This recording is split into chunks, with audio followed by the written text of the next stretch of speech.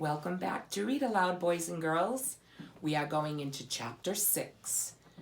The title is Standing Before Mr. Oakhax. The leaves of the oak trees were around Mr. Oakhax's oak, shielded him from the rain, but Poppy and her father were being drenched. The owl's head, moreover, was pulled down between his wings, while his eyes, enormously wide and unblinking, gave Poppy the sensation that there was nothing she might do or even think of doing which he could not or would not see. To Poppy, he seemed to be pure power and fury. Wanting to look away, she glanced at the base of Mr. Oakhax's tree. There lay what appeared to be a mound of pebbles. Gradually, a ghastly realization came over her. What she was seeing was a mound of Mr. Oakhax's upchucked pellets, the closely packed and undigested bits of fur and bone from his dinners. The vision made her blood turn cold. Only the sound of Mr. Oakhax's sneering voice jolted her back to alertness. "What do you want, Lungwort?" the owl demanded, his claws continually flexing on his perch. Lungwort, holding cap in hand like an empty bucket, said, "May I wish you a very pleasant evening, Mr. Oakhax?" "It's not very pleasant," Mr. Oakhax returned with a snarl. "No, well, you're absolutely right there, Mr. Oakhax," Lungwort replied, straining to sound jaunty. "But April showers, as the song goes, bring May flowers, and Mr. Oakhax clacked his beak. "Lungwort, it's summer. Did you come here to sing me idiot songs, or do you have something important to say?" "Well, in fact, I did bring—" "Hurry up! I've not eaten my dinner yet, and I'm hungry." "Well, yes, of course," Lungwort said. "I understand perfectly." Lungwort hastily put on his hat, not noticing until too late that it had filled with rain. Water cascaded over his head. With a nervous shake, he fumbled to unroll his speech paper. Before he could get it out, Mr. Oakhax's eyes grew bigger. "Who's that?" he demanded as he moved his head about to bring Poppy into better focus. "Forgive me," Lungwort said. "I've been rude. This is one of my dutiful daughters."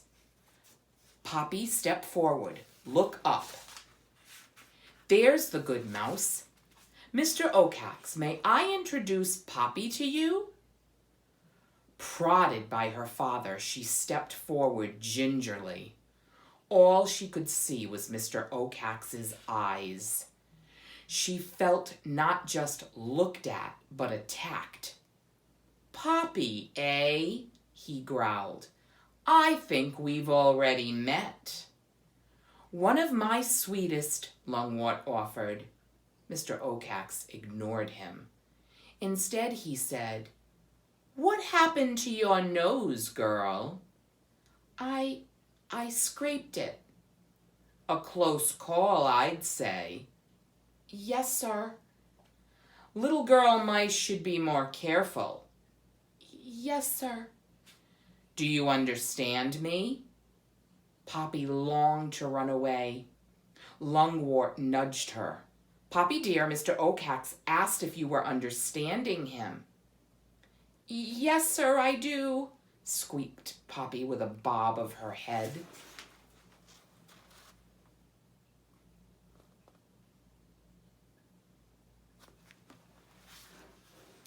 "All right then," Mr. Oakhax said. "Now be a good little girl and come stand under my tree while I talk to your father." Hating herself for acting so fearful, queasy at the thought of going closer to the mound of pellets, Poppy appealed to her father with a look. Lungwort, however, only nodded. "Move it," Mr. Oakhax snapped. Averting her eyes from the pellets, Poppy crept toward the tree, the flag dragging behind her. But when she reached the spot, she was unable to resist the fascination of the horrible mound. Once she looked, she caught sight of something that glittered. "All right, Lungwort," Mr. Oakak said. "Let's hear what you have to say." "Thank you, sir, thank you." Lungwort held out his piece of paper. Now the thimbleful of water, as well as the rain, had drenched it. All the same, he tried to read.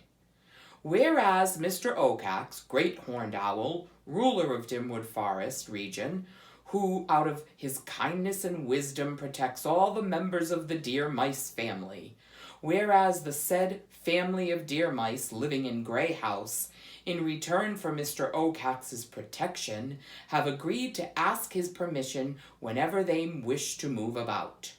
Whereas the deer mice family, having grown so great in numbers, need a second place of habitation so as to maintain and enhance their lives with sufficient food.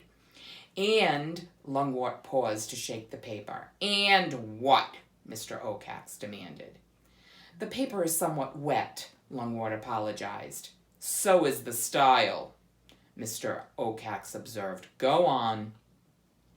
Lungwort cleared his throat and continued to read. "Whereas Mr. Oakax, protector of deer mice, is famous for his kindness, generosity, and compassion, therefore—" "Stop." "Yes?" "Repeat that." "What?" "That line about me." "About kindness, generosity, and compassion?" "Right. I like it. That's well written." "Yes, thank you. I wrote it. Whereas Mr. Oakax, protector of deer mice, is famous for his kindness, generosity, and compassion. Therefore, the deer mice of said Grey House humbly petition said Mr. Oakax to— "Will you get to the point?" Mr. Oakax screeched in exasperation. "I'm sorry," Lungwort said. "The rain has washed away the rest of my writing." "Then just dump it and say what you want," the owl boomed. We humbly request your permission," Lungwort finally said, "to move." "Move?" "Yes." "Why?" "I said we are too many and we need more food." "Where do you want to go?" "To New House." First, Mr. Oakax blinked. Next, he swiveled his head around, frowning first at Lungwort, then down at Poppy, then again at Lungwort. Finally, he said, "You mean that new place up along the tar road behind New Field?" Poppy thought she heard something new in Mr. Oakax's voice. She tried to grasp it. "Yes, sir." Mr. Oakax hesitated. "Well, have you been there?" Now Poppy was sure. It was uncertainty that she was hearing in his voice.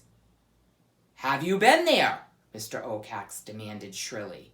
"Well, the truth is," Lungwort said, "my friend, Mr. "Yes or no?" the owl screamed. "Well, no, not exactly. But my friend told me it would make an excellent source of food for half of my family, and—" "Lungwort," Mr. Oakax interrupted. "I forbid you to move to New House." "What?" Lungwort gasped, flapping the rain away from his face with a paw. The word had all but stuck in his throat. "Permission denied, Lungwort. You cannot move to New House." But, why, sir?" "Because I said so." But the Grey House area does not provide enough food. It's urgent that some of us move so we can survive and—" "No New House. Now I've got a dinner to catch, so you'd better skedaddle. Unless, of course, you want to please me by leaving your daughter." Then the owl chuckled. "I might reconsider." "But," Mr. Ocax leaned forward. "Whoo! Whoo!" he wailed in his loudest but lowest voice. The sound exploded over them. Poppy, clapping paws to ears, ran out from under the tree toward her father, who was still standing there, stammering, But, come on, Papa, Poppy urged, trying to turn her father around. "We better go." With difficulty, she turned him. "Lungwort," Mr. Ocax called suddenly. Lungwort whirled so fast the thimble fell off his head. Bowing, smiling, he began. You were just teasing, weren't you?" "Listen to me, Lungwort," Mr. Ocax cried. "I've 2 more things to say to you. First, pass the word among your friends that I've spotted a new porcupine around Dimwood." "Porcupine?" Lungwort echoed dumbly. "A particularly vicious one, but don't worry, I'll protect you. Second, it's about your daughter there. If you want to know a reason for my refusal, ask her how she and I met before." "Reason?" "She didn't ask permission to go to the hill. That's why you can't go to Newhouse." "Yes, but—" "Beat it, Lungwort, now."